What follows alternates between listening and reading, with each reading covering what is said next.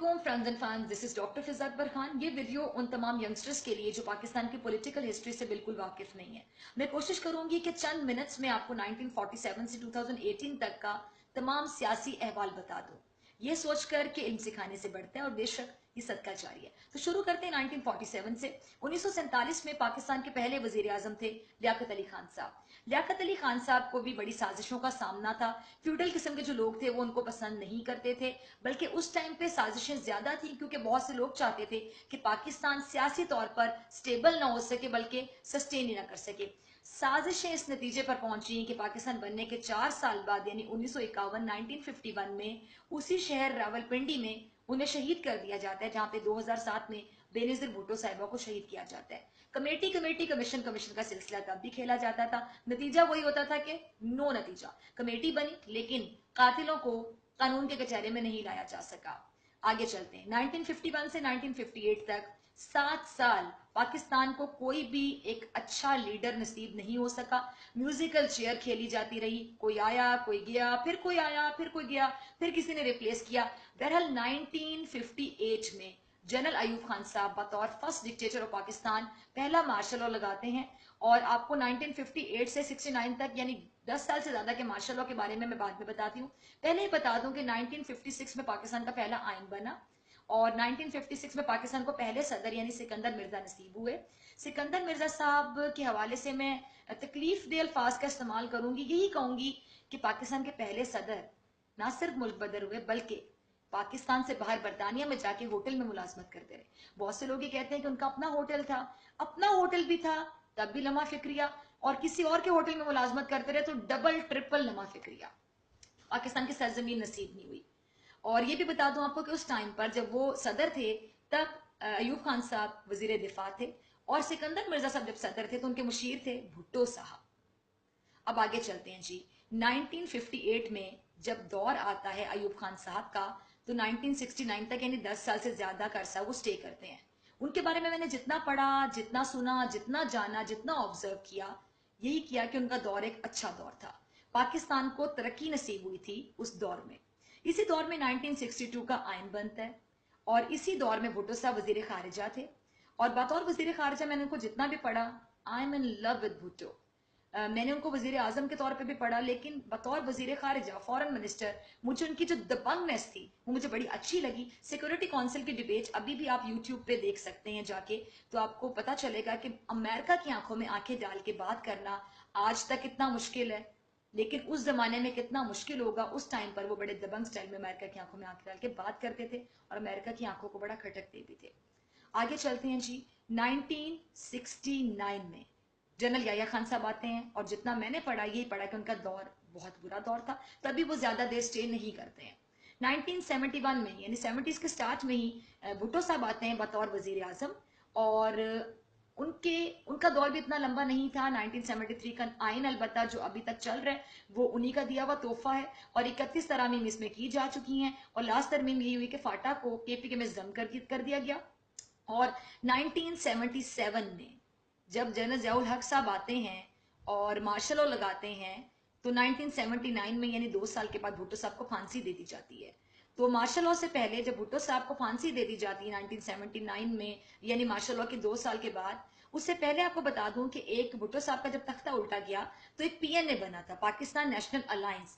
9 जमातें थी जिन्होंने मिलकर एक कौमी इत्तेहाद बनाया था और भुट्टो साहब को फारिग करवाने में बड़ा किरदार था उन जमातों का।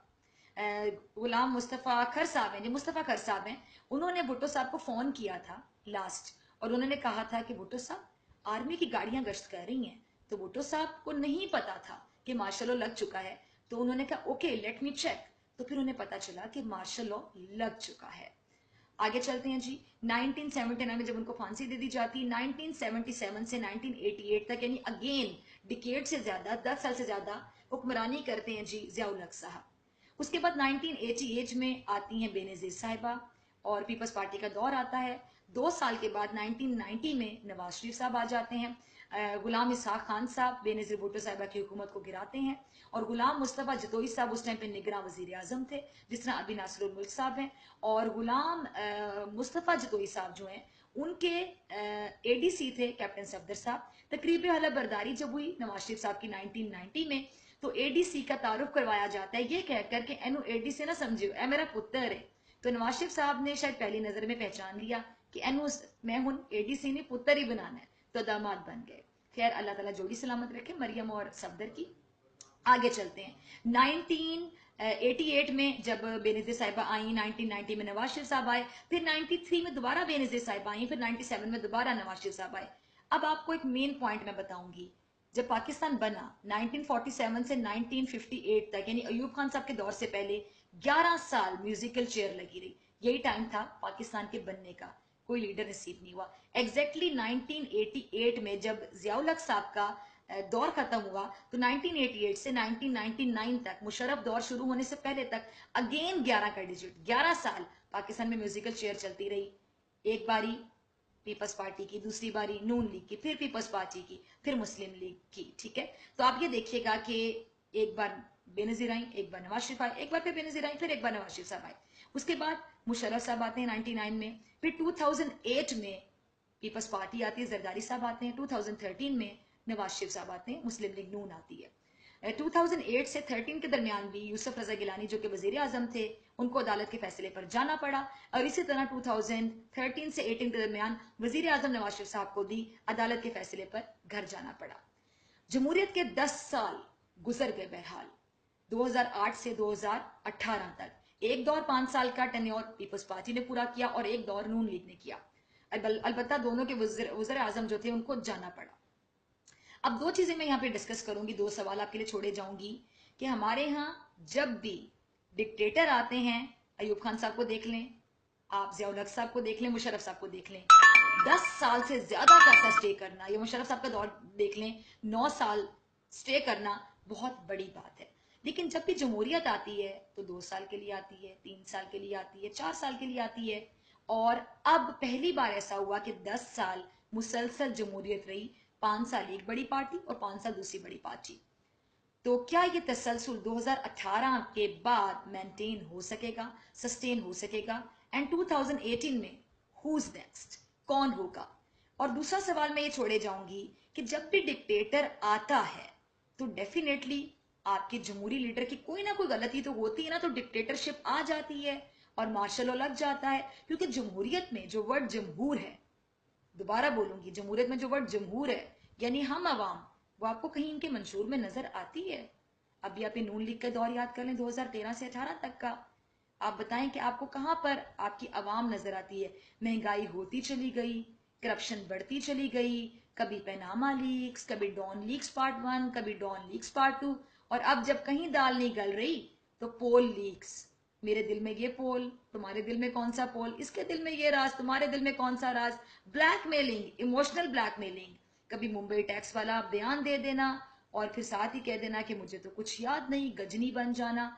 और असद दुरानी साहब किताब लिखते हैं जी, एक बड़े ओहदे पे विराजमान रहे वो शख्स, और उसके बाद रॉ के एक्स चीफ के साथ मिलकर किताब लिखते हैं, और उस पर नवाज शरीफ साहब का ये बयान आ जाना कि जी इसकी तह तक जाए, उनको डिफेंड कर देना, क्योंकि उनको ये लगा कि गलती सिर्फ मैंने नहीं की, कोई और भी मेरे नाल दा, तो उनको बड़ी सपोर्ट फील हुई। तो फिर गलतियों पे गलतियां जब आप लोग करते चले जाएंगे तो फिर भी अदलिया आपको फारिग नहीं करेगी। जब बहुत ज्यादा आप गलतियां करेंगे तो फिर भी मार्शल लॉ नहीं लगेगा।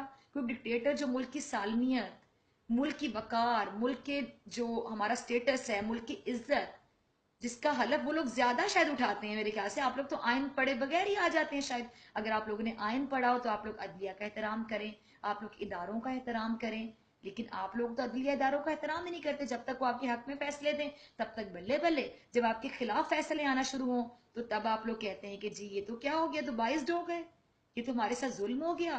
तब आप लोगों को आइन याद आ जाता है। तो मैं सिर्फ ये कहूंगी कि हमारे जो फौजी जवान है वो बॉर्डर पे हमारी हिफाजत करते हैं। हमारे फौजी जवान है जिन्होंने जानों के नजराने पेश कर करके हमें, हमारे मुल्क को बचाए रखा है। तो अगर डिक्टेटर भी आता है तो सोचिएगा कि आखिर क्यों आता है। अगर आपकी जमहूरियत इतनी अच्छी हो तो उसको डीरेल क्यों किया जाता है? बहरहाल 2018 में पाकिस्तान के लिए जो बेहतर हो वो आए। तो वीडियो कैसी लगी, इसका फीडबैक मैं जरूर आपसे चाहूंगी और आपके कमेंट्स की मैं मुंतजिर रहूंगी। और दुआओं में मुझे जरूर याद रखिएगा और इस वीडियो को शेयर भी कीजिएगा उन लोगों के साथ جو کہ ہسٹری کو زیادہ نہیں پڑھتے. میں نے کوشش کی ہے کہ 10 منٹ کے اندر اندر یہ ہسٹری آپ کے ساتھ شیئر کروں. Thank you very much.